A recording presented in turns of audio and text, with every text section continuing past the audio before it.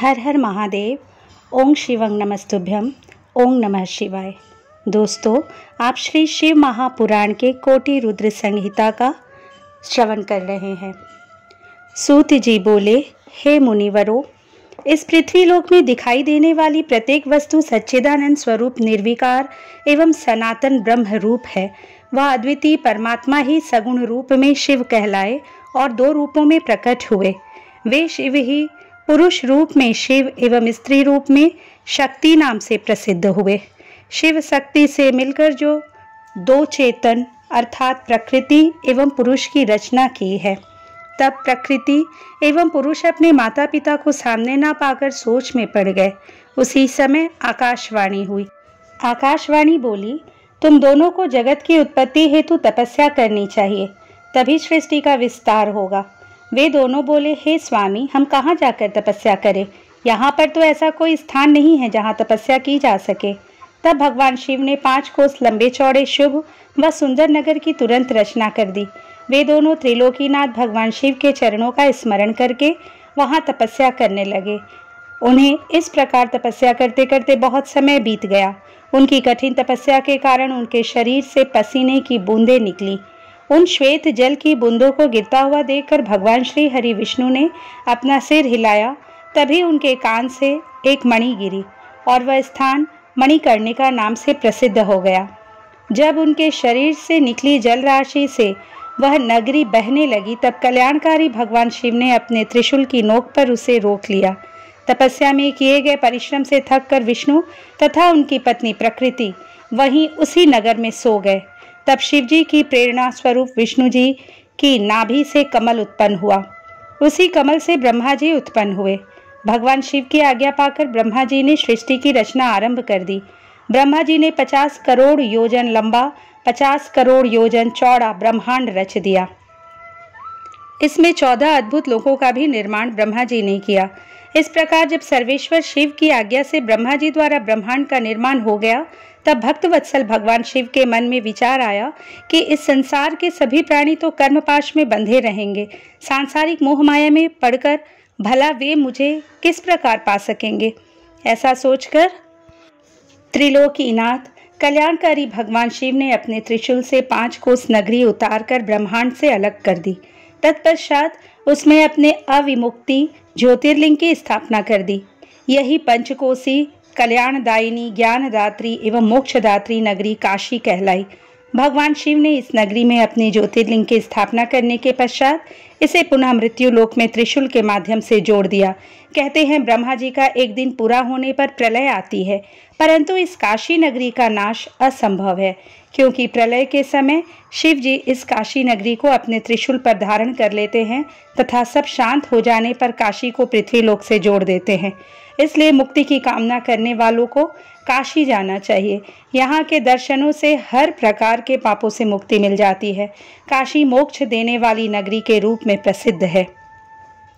संसार के समस्त प्राणियों के मध्य में सत्व रूप में और बाहर तामस रूप में विराजमान परमात्मा भगवान शिव ही है। सत्व आदि गुणों से युक्त वही रुद्र हैं, जो सगुण होते हुए निर्गुण और निर्गुण होते हुए सगुण हैं। उन कल्याणकारी भगवान शिव को प्रणाम करके रुद्र बोले, हे विश्वनाथ, महेश्वर लोकहित की कामना से आपको यहाँ विराजमान रहना चाहिए। मैं आपके अंश से उत्पन्न हूँ। आप मुझ पर कृपा करें और देवी पार्वती सहित यहीं निवास करें। ब्राह्मणों, जब विश्वनाथ ने भगवान शिव से इस प्रकार प्रार्थना की, तब भगवान शिव संसार के कल्याण के लिए काशी में देवी पार्वती सहित निवास करने लगे। उसी दिन से काशी सर्वश्रेष्ठ नगरी हो गई। सूत जी बोले, हे मुनियों, अब मैं आपको काशीपुरी में स्थित अविमुक्त ज्योतिर्लिंग का महात्म्य सुनाता हूँ। एक बार जगदम्बा माता पार्वती ने त्रिलोकीनाथ भगवान शिव से विश्वेश्वर ज्योतिर्लिंग की महिमा पूछी थी। तब अपनी प्राण वल्लभा देवी पार्वती का प्रश्न सुनकर भगवान शिव बोले, हे प्रिय, मनुष्य को भक्ति और मुक्ति प्रदान करने वाला उत्तम धाम काशी है। मेरा प्रिय स्थान होने के कारण काशी में अनेक सिद्ध और योगी पुरुष आकर मेरे अनेकों रूपों का वर्णन करते हैं। काशी में मृत्यु को प्राप्त करने वाले मनुष्य को मोक्ष की प्राप्ति हो जाती है। वह सीधे शिवलोक को प्राप्त करता है। स्त्री पवित्र हो या अपवित्र, कुमारी हो या सुहागन या अन्य, काशी में मरकर मोक्ष को प्राप्त करती है। काशी में निवास करने वाला भक्तजन बिना जाति वर्ण ज्ञान कर्म दान संस्कार स्मरण अथवा भजन के सीधे मुक्ति को प्राप्त होते हैं। हे उमे, जिस विशेष कृपा को पाने के लिए ब्रह्मा जी एवं श्री हरि विष्णु ने जन्म जन्मांतरों तक तपस्या की, वह काशी नगरी में मरने से ही प्राप्त हो जाती है। मनुष्य योग्य अयोग्य कर्म करे या धर्म अथवा अधर्म के मार्ग पर चले, इस काशीपुरी में मृत्यु पाकर जीवन मरण के बंधनों से वह छूट जाता है। हे देवी, जो काशी नगरी में निवास करते हुए भक्ति पूर्वक मेरा ध्यान स्मरण करता है अथवा मेरी आराधना अथवा तपस्या करता है, उसके पुण्यों की महिमा का वर्णन करना तो मेरे लिए भी असंभव है। वे सब मुझ में ही स्थित हैं। शुभ कर्मों से स्वर्ग प्राप्त होता है एवं अशुभ कर्मों से नरक की प्राप्ति होती है। हमारे द्वारा किए गए शुभ अशुभ कर्मों से ही जन्म मरण निश्चित होता है तथा सुख की प्राप्ति होती है। पार्वती, 3 प्रकार के कर्म होते हैं। पहले, जन्म में किए गए कर्म संचित होते हैं। दूसरे, इस जन्म में किए हुए क्रियमाण हैं। तीसरे, दोनों के द्वारा मिल रहा फल जो शरीर में भोगे जा रहे हैं, प्रारब्ध कर्म कहलाते हैं। संचित तथा क्रियामाण दोनों कर्मों को दान दक्षिणा देकर एवं पुण्य कर्मों द्वारा कम अथवा खत्म किया जा सकता है, परंतु प्रारब्ध कर्मों को मनुष्य को भोगना ही पड़ता है। काशीपुरी में किया गया गंगा स्नान संचित एवं क्रियमाण कर्मों को नष्ट कर देता है। प्रारब्ध कर्म काशी में मृत्यु से ही नष्ट होते हैं। काशी का रहने वाला यदि कोई पाप करता है तो काशी के पुण्य प्रताप से तुरंत ही पाप से मुक्त हो जाता है। हे ऋषिगणों, इस प्रकार काशी नगरी एवं विश्वेश्वर लिंग का महात्म्य मैंने आपको सुनाया है, जो कि भक्तों एवं ज्ञानियों को भोग और मोक्ष प्रदान करने वाला है। सूत जी बोले, हे महामुनियों, प्राचीन काल में गौतम नामक एक महामुनि थे, जिनकी पत्नी का नाम अहिल्या था।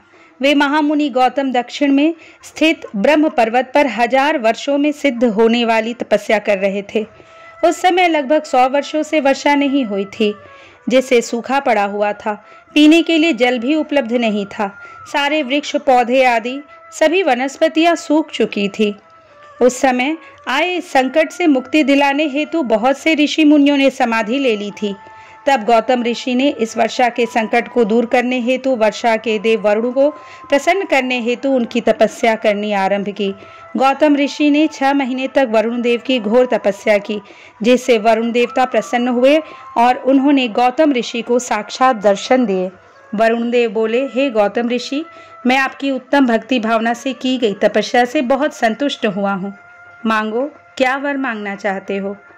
तब वरुण देव का प्रश्न सुनकर महर्षि गौतम बोले, हे वरुण देव, आप तो सर्वज्ञाता हैं। भगवान, आप जानते ही हैं कि वर्षा न होने के कारण संसार के सभी चराचर प्राणी व्याकुल हैं।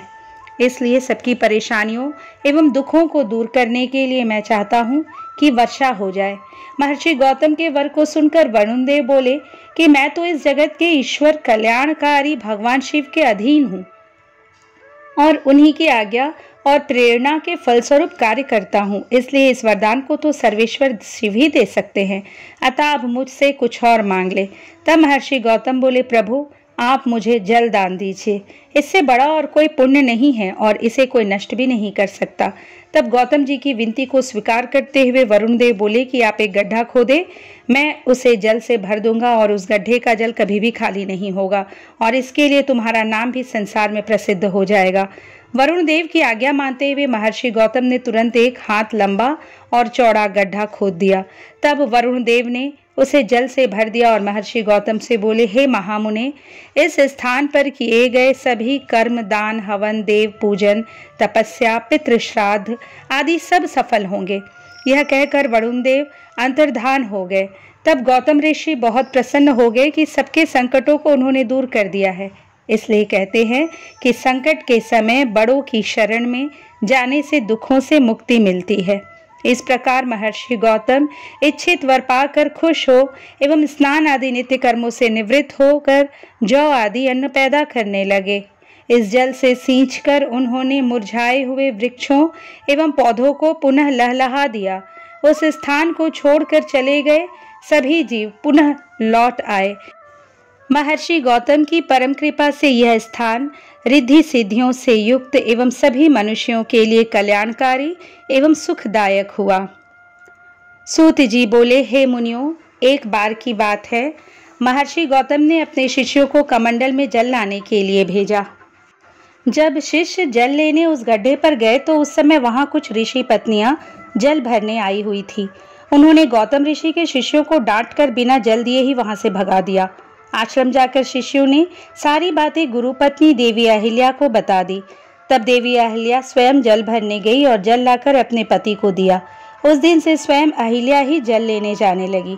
एक दिन अन्य ऋषि पत्नियों ने जानबूझकर अहिल्या से लड़ना आरंभ कर दिया और अपने घर आकर अपने पतियों से अहिल्या की झूठी शिकायत कर दी कि वह हमें जल भरने देने से मना करती है और कहती है कि यह जल तो मेरे पति को वरदान स्वरूप वरुण देव से प्राप्त हुआ है।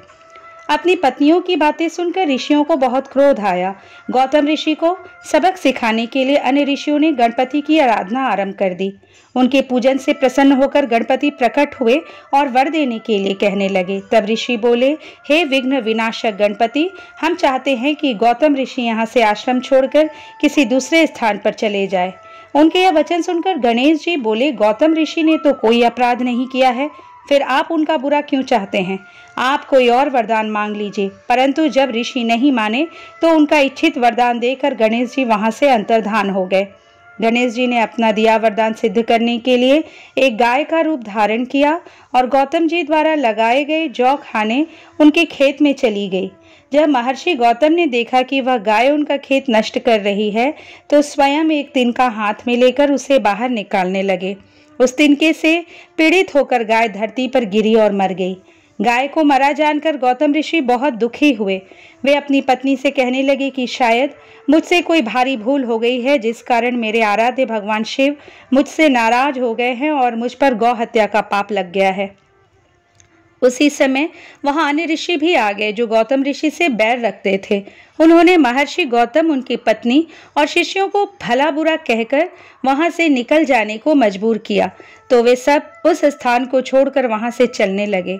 उन्होंने उन ऋषियों से पूछा कि मेरे द्वारा की गई इस गौ हत्या का क्या प्रायश्चित होगा। तब वे ऋषि बोले, पतित पावनी गंगा में स्नान करने से मनुष्य के सारे पाप धुल जाते हैं, इसलिए अपने द्वारा की गई गौ हत्या के प्रायश्चित से मुक्त होने के लिए आप गंगा जी को प्रकट कर उसमें स्नान करें और भगवान शिव के पार्थिव लिंग की स्थापना कर उसका भक्ति पूर्वक विधि विधान से पूजन करें, तभी आप इस महापाप से मुक्ति पा सकेंगे। अन्य ऋषियों से पश्चाताप का मार्ग पूछकर गौतम ऋषि अपनी पत्नी और शिष्यों को साथ लेकर वहां से दूर चले गए। सूत जी बोले, हे ऋषिगणों, महर्षि गौतम देवी अहिल्या एवं अपने अन्य शिष्यों को साथ लेकर किसी अन्य जगह पर आश्रम बनाकर रहने लगे। सर्वप्रथम गौतम ऋषि ने ब्रह्मगिरी पर्वत की परिक्रमा की, फिर भगवान शिव के पार्थिव लिंग की स्थापना कर उसका पूजन करने लगे। पति पत्नी की उत्तम आराधना एवं भक्ति भाव से प्रसन्न होकर भगवान शिव ने उन्हें दर्शन दिए। अपने आराध्य को अपने सामने पाकर गौतम ऋषि व अहिल्या बहुत प्रसन्न हुए और उनको प्रणाम कर उनकी स्तुति करने लगे। तब भगवान शिव बोले, हे महर्षि, हे देवी, मैं आपकी पूजा से प्रसन्न हूँ, मांगिए क्या वर मांगना चाहते हैं। भगवान शिव के वचन सुनकर ऋषि गौतम बोले, भगवान, मुझ पर कृपा करके मुझे गौ हत्या के पाप से बचा लीजिए। तब शिव जी बोले, आपसे कोई अपराध नहीं हुआ है, वह सब तो उन दुष्ट दुराचारियों द्वारा रची गई माया थी, आप तो निर्दोष हैं। यह सुनकर महर्षि के सारे दुख दूर हो गए। तब उन्होंने शिवजी से कहा कि भगवान मुझ पर कृपा करके पतित पावनी गंगा जी को यहाँ प्रकट करें, जिससे सभी प्राणियों का कल्याण हो सके। गौतम ऋषि की प्रार्थना सुनकर शिवजी ने उन्हें गंगा जल दिया। वही गंगा जल श्री गंगा जी का स्त्री रूप बन गया। तब गौतम जी ने उन्हें प्रणाम कर उनकी स्तुति की। गौतम ऋषि बोले, हे मातेश्वरी, हे पतित पावनी गंगे, मैं आपको प्रणाम करता हूँ। आप पापों का खंडन करने वाली एवं अपनी शरण में आए भक्तों को मुक्ति देने वाली है। मैं हाथ जोड़े आपकी शरण में आया हूँ। आप मेरे पापों को नष्ट करके मुझे नरक में जाने से बचा दो। तब उनकी स्तुति से प्रसन्न होकर गंगा जी ने उनके पापों को अपने निर्मल जल से धो दिया।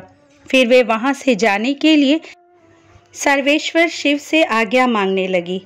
तब शिव जी बोले, हे गंगे, आप पापों का नाश करने वाली हैं, इसलिए लोक कल्याण के लिए यहीं पृथ्वी पर विराजें। हे कल्याणी, आपको कलयुग में 28वें मनवंतर के समाप्त होने तक यहीं पृथ्वी लोक पर निवास करना होगा और सच्चे मन एवं भक्ति भावना से अपने जल में स्नान करने वाले श्रद्धालुओं के पापों को नष्ट करना होगा। कलयुग में पापों को नष्ट करने का यही एक साधन होगा। श्रद्धापूर्वक आपके दर्शन करने वालों के पापों का क्षय भी आप करेंगी। यह सुनकर गंगा जी बोली, हे प्रभु, मैं तो सदा आपके अधीन हूँ।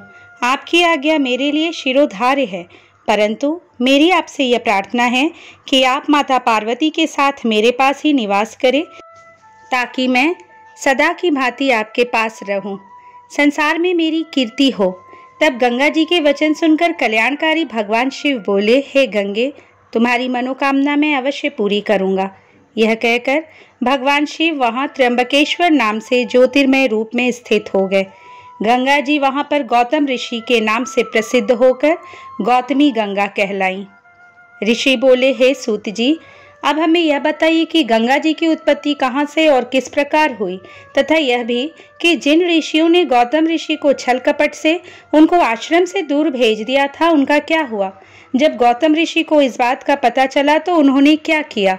ऋषिगणों के प्रश्नों को सुनकर महामुनि सूत जी बोले, जब गौतम ऋषि ने भगवान शिव को प्रसन्न करके गंगा जी को धरती पर अवतरित कराया था, तब श्री गंगा जी ने अपने जल रूप में ब्रह्मगिरी पर स्थित गुलर के पेड़ की शाखा से निकलकर दर्शन दिए थे।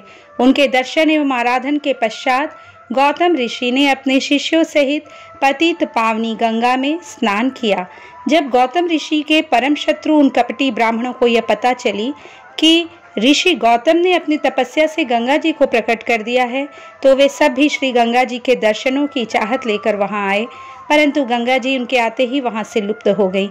यह देखकर गौतम जी को बहुत आश्चर्य हुआ और उन्होंने श्री गंगा जी से प्रार्थना की, हे मातेश्वरी, आप जगत का कल्याण करने हेतु यहाँ प्रकट हुई हैं, इसलिए आप सबको भी अपने दर्शनों से कृतार्थ करे। माते, मेरी तपस्या के प्रभाव से इन लोगों को भी दर्शन दे। गौतम ऋषि के चुप होते ही आकाशवाणी हुई, मुनि, ये लोग छल कपट करने वाले हैं और सदा दुराचार करते हैं, इसलिए ये मेरे दर्शन के अधिकारी नहीं हैं। जब तक ये अपने पापों का प्रायश्चित नहीं करते, तब तक इन्हें मैं दर्शन नहीं दूंगी। मेरे दर्शन करने के लिए इन्हें ब्रह्मगिरी की 101 परिक्रमाएं करनी पड़ेंगी। यह कहकर आकाशवाणी चुप हो गई। आकाशवाणी सुनकर वे सभी कपटी ऋषि पछताने लगे और क्षमा याचना करने लगे। तब उन्होंने आकाशवाणी के अनुसार ब्रह्मगिरी की 101 परिक्रमाएं की। तत्पश्चात श्री गंगा जी ने उन्हें दर्शन दिए। उस दिन से वह स्थान कुशावर्त नाम से प्रसिद्ध हुआ। ऋषियों ने पुनः सूत जी से पूछा, हे सूत जी, हमने तो सुना था कि गौतम ऋषि ने उन कपटियों को शाप दिया था, क्या यह बात सही है? इस विषय में बताइए। तब सूत जी बोले, हे महामुनियों, आपने सही सुना था। गौतम ऋषि परम ज्ञानी और भगवान शिव के परम भक्त थे। जब उन्होंने शांत हृदय से ध्यान लगाया तो वे सब कुछ जान गए कि वह गाय जिसकी हत्या का पाप उन्हें लगा था बनावटी थी और उन सब ऋषियों ने मिलकर यह चाल चली थी। यह सब जानकर गौतम ऋषि क्रोधित हो उठे। तब उन्होंने उन कपटी ऋषियों को विद्यारहित, भक्तिहीन और अधर्मी होने का शाप दे दिया। उन्हें शिवजी की भक्ति से विमुख होने का शाप दिया और फिर वे स्वयं अपने आश्रम में जाकर त्रिलोकीनाथ भगवान शिव की आराधना करने लगे। दूसरी ओर वे ऋषिगण शिव धर्म से विमुख होकर कांची नामक नगरी में चले गए। सूत जी बोले, हे ब्राह्मणों, अब मैं वैद्यनाथेश्वर ज्योतिर्लिंग का पापहारी महात्म्य बताता हूँ। एक बार लंकापति रावण ने भगवान शिव को प्रसन्न करने के लिए उनकी भक्ति भावना से आराधना की थी। रावण ने कैलाश पर्वत पर शिवजी की बहुत तपस्या की, परंतु भगवान शिव प्रसन्न नहीं हुए। तब रावण पास में स्थित वन में चला गया और वहां एक बड़ा सा गड्ढा खोदकर उसमें अग्नि प्रज्वलित की। वहीं पास में उसने शिवजी की प्रतिमा स्थापित की। फिर उसने त्रिलोकीनाथ को प्रसन्न करने हेतु कठोर तपस्या आरंभ कर दी। गर्मी में 5 ओर से अग्नि से घिरकर, तो वर्षा में खुले आसमान के नीचे, सर्दियों में जल के भीतर खड़े रहकर कठिन तपस्या की। फिर भी शिवजी प्रसन्न नहीं हुए। तब राक्षस राज रावण ने अग्नि में अपने सिर को काटकर भेंट करना शुरू कर दिया।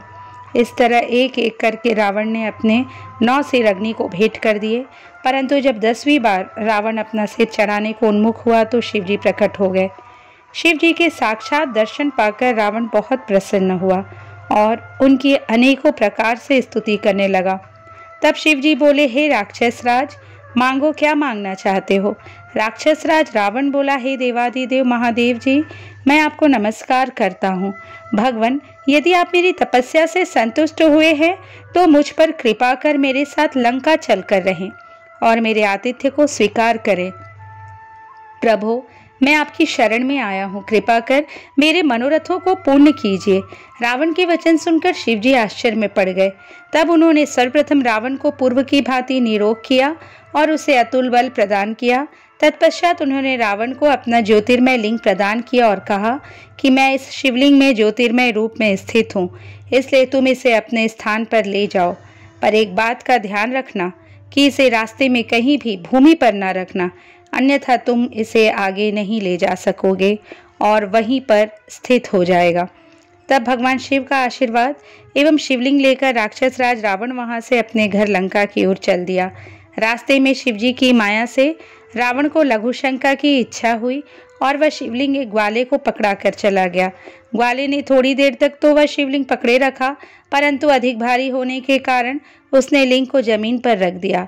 फिर तो वह शिवलिंग वहीं पर स्थित हो गया। यह संसार में वैद्यनाथेश्वर के नाम से प्रसिद्ध हुआ।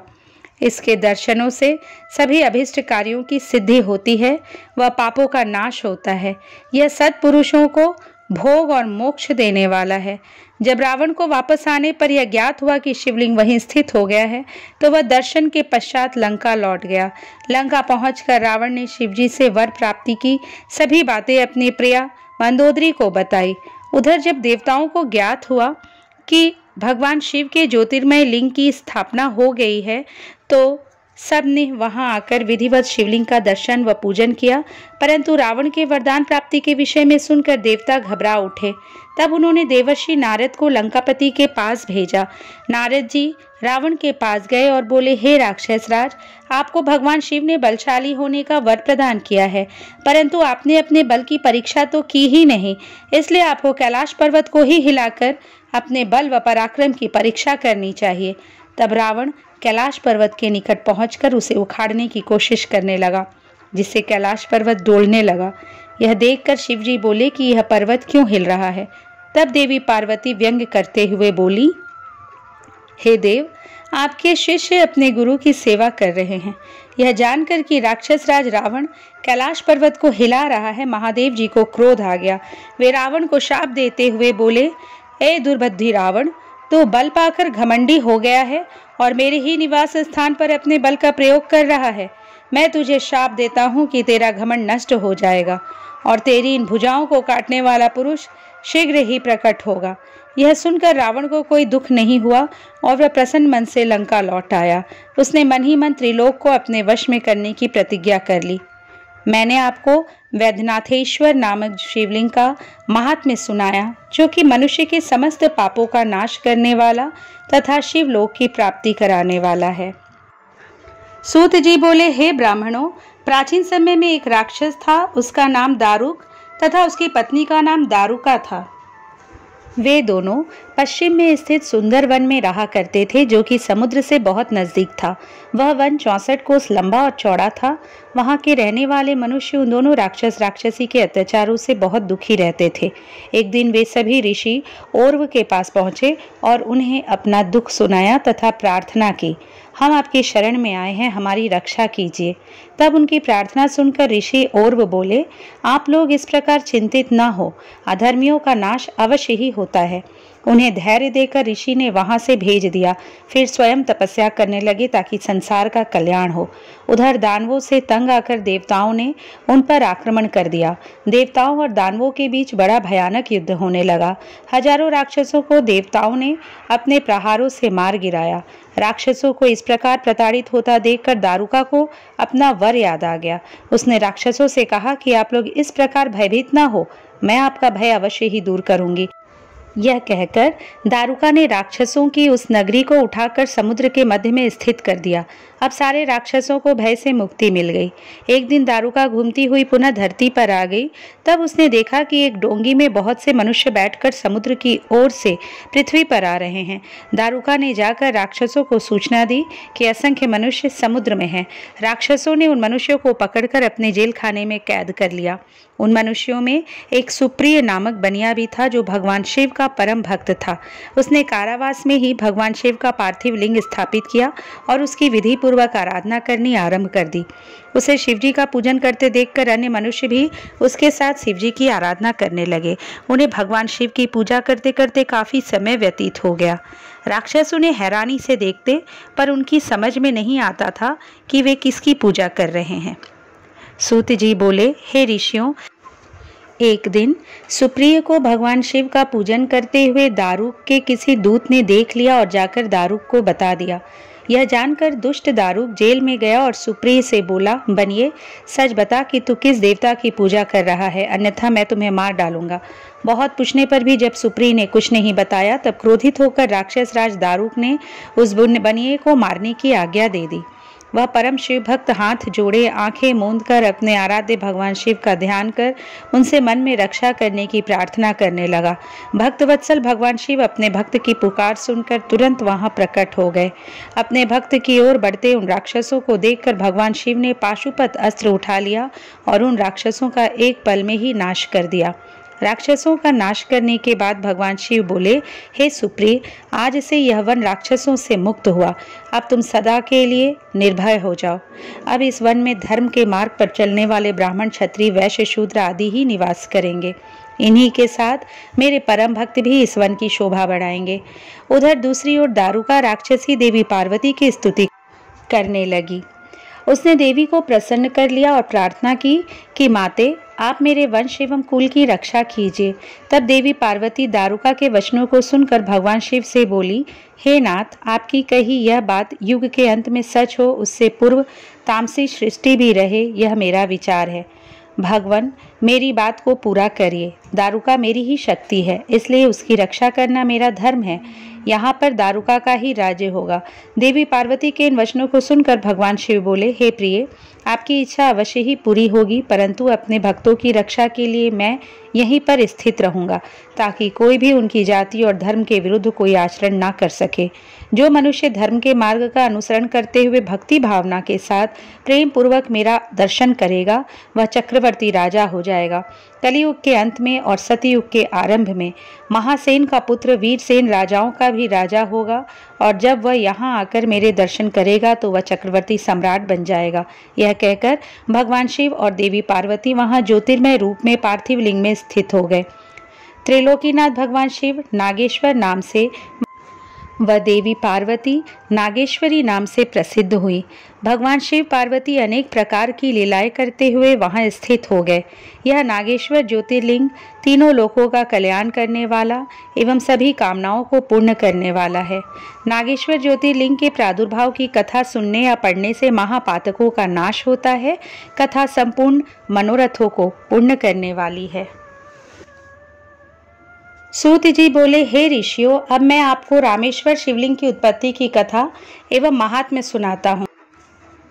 भगवान श्री हरि विष्णु ने अयोध्या के राजा दशरथ के घर उनके बेटे राम के रूप में अवतार लिया, ताकि वे दुष्ट राक्षस राज रावण का संहार करके पृथ्वी को दुष्टों से मुक्त करा सके।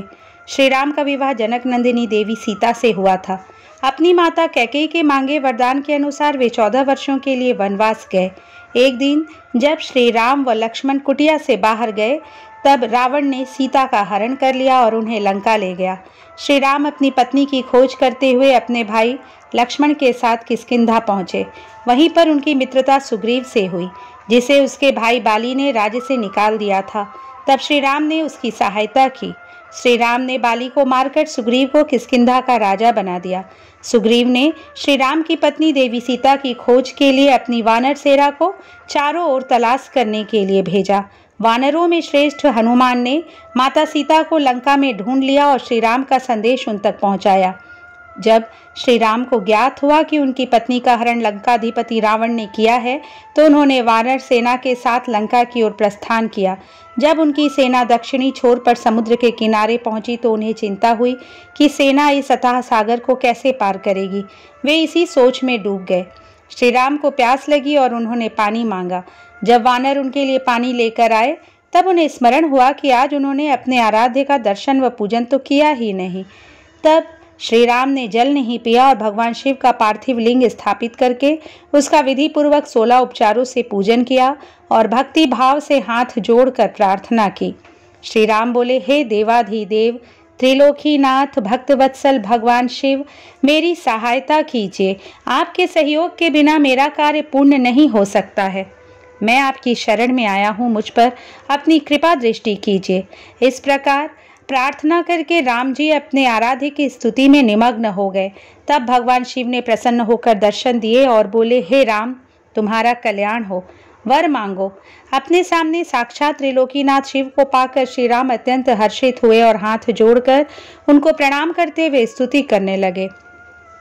उन्होंने शिव जी से युद्ध में विजयी होने का वर मांगा तथा भगवान शिव से जगत के कल्याण हेतु वहीं निवास करने की प्रार्थना की। श्री राम के वचन सुनकर कल्याणकारी शिव बहुत प्रसन्न हुए और बोले, हे राम, तुम्हारा मंगल हो। युद्ध में तुम्हारी जीत अवश्य होगी, क्योंकि तुम सत्य और धर्म के मार्ग का अनुसरण कर रहे हो। यह कहकर शिवजी श्री राम द्वारा स्थापित उस शिवलिंग में ज्योतिर्मय रूप में स्थित हो गए। उसी दिन से वह लिंग जगत में रामेश्वर नाम से प्रसिद्ध हुआ।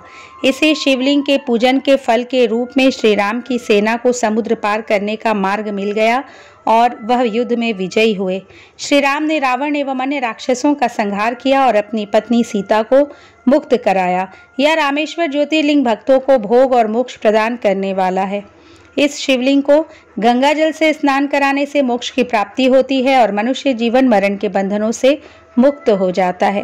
रामेश्वर ज्योतिर्लिंग की महिमा सुनने वालों के सभी पापों का नाश हो जाता है। सूत जी बोले, हे महर्षियों, दक्षिण दिशा में देव नामक एक विशाल अद्भुत पर्वत है। उसके पास ही सुधर्मा नामक ब्राह्मण अपनी पत्नी सुदेहा के साथ रहता था। वह भगवान शिव का परम भक्त था। वह सदा ही वेदों द्वारा बताए गए मार्ग पर चलता और प्रतिदिन अग्नि से हवन कर्म, अतिथि का पूजन और शिवजी की आराधना करता था। इस प्रकार पूजन करते हुए वे दोनों पति पत्नी अनेक सत्कर्मों में लिप्त रहते थे। उनकी पत्नी सुदेहा पतिव्रता स्त्री थी। उनकी पत्नी को एक बात का दुख था कि उनकी कोई संतान नहीं थी। इस कारण उनका मन परेशान रहता था।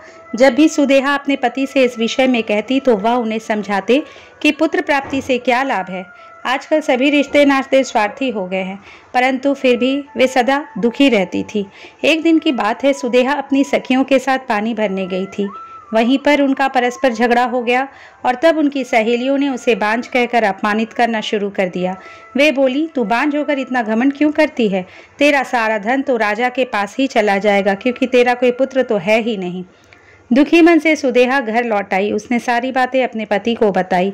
उन्होंने अपनी पत्नी को बहुत समझाया, परंतु वह कुछ भी मानने को तैयार नहीं थी। तब उन ब्राह्मण देवता ने मन में भगवान शिव का ध्यान करते हुए 2 फूल अग्नि की तरफ उछाले और सुदेहा से 1 फूल चुनने के लिए कहा। उनकी पत्नी ने गलत फूल चुन लिया।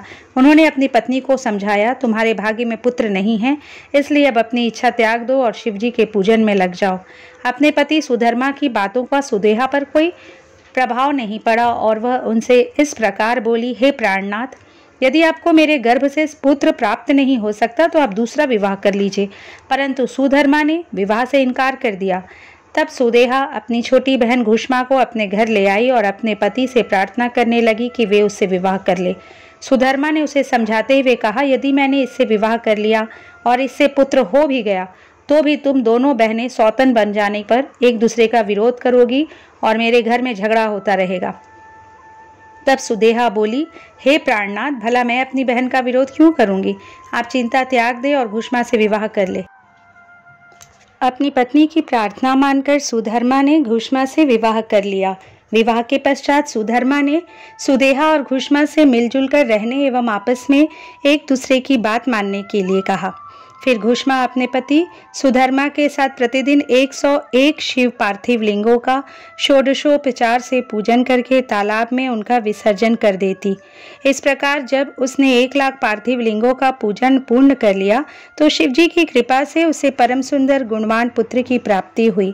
पुत्र पाकर घुष्मा और सुधर्मा बहुत प्रसन्न हुए, परंतु सुदेहा को अपनी बहन से जलन होने लगी। सूत जी बोले, हे मुनिगणों, सुदेहा अपनी छोटी बहन घुष्मा से बहुत ईर्ष्या करती थी। उसके पुत्र की प्रति भी उसका व्यवहार बहुत बुरा था। धीरे धीरे घुष्मा का पुत्र बड़ा हो गया।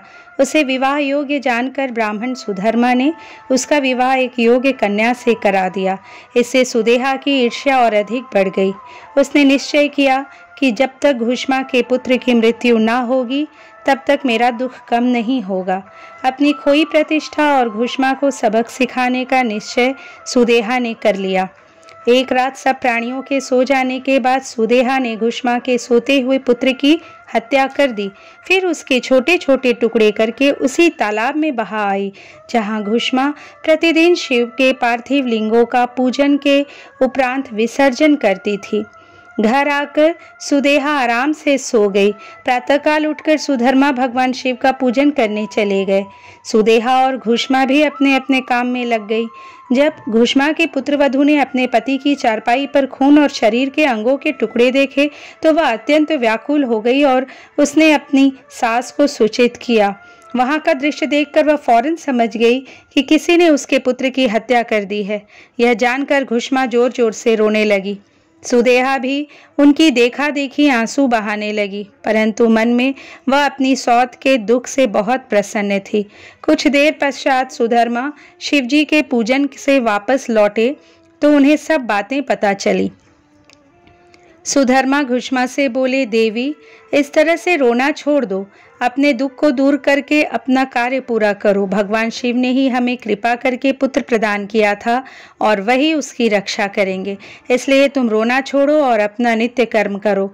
जब पति की आज्ञा मानकर देवी घुष्मा ने शिवजी के पार्थिव लिंगों का पूजन किया और उन्हें बहाने के लिए तालाब पर गई। जब लिंगों का विसर्जन करने के उपरांत वह मुड़ी तो उसे अपना पुत्र वहीं तालाब के किनारे खड़ा मिला। अपने पुत्र को जीवित पाकर वह बहुत प्रसन्न हुई और मन ही मन अपने आराध्य देव भगवान शिव का स्मरण करके उनका धन्यवाद व्यक्त करने लगी।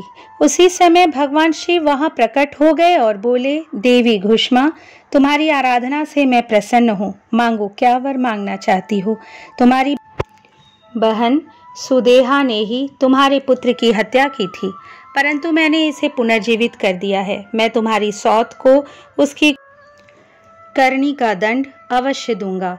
भगवान शिव के वचन सुनकर देवी घुष्मा बोली, हे नाथ, सुदेहा मेरी बड़ी बहन है, इसलिए आप उनका अहित न करें। तब शिवजी बोले, तुम्हारी सौत ने तुम्हारे पुत्र को मारा, फिर भी तुम उसको दंड नहीं देना चाहती हो। यह सुनकर घुष्मा ने कहा, हे देवाधिदेव, अपकार करने वालों पर भी उपकार करना चाहिए। यह मैंने भगवत वाक्य पढ़ा है और मैं यही मानती भी हूँ। अतः आप सुदेहा को क्षमा कर दे। तब घुष्मा की बात सुनकर शिवजी बोले, ठीक है, जैसा तुम चाहती हो वैसा ही होगा। तुम और कोई वर मांगो। यह सुनकर घुष्मा बोली, प्रभु, आप इस जगत का हित व कल्याण करने हेतु यहीं निवास करें। तब शिवजी बोले, हे देवी, तुम्हारी इच्छा पूरी करने हेतु मैं तुम्हारे ही नाम से घुष्मेश्वर कहलाता हुआ यहाँ निवास करूँगा। यह कहकर शिवजी ज्योतिर्मय रूप में शिवलिंग में स्थित हो गए। वह सरोवर शिवालय नाम से प्रसिद्ध हुआ। इस सरोवर के दर्शन के बाद घुष्मेश्वर लिंग का दर्शन करने से अभिष्ट फलों की प्राप्ति होती है। इस प्रकार शिवजी वहां सदा के लिए स्थित हो गए।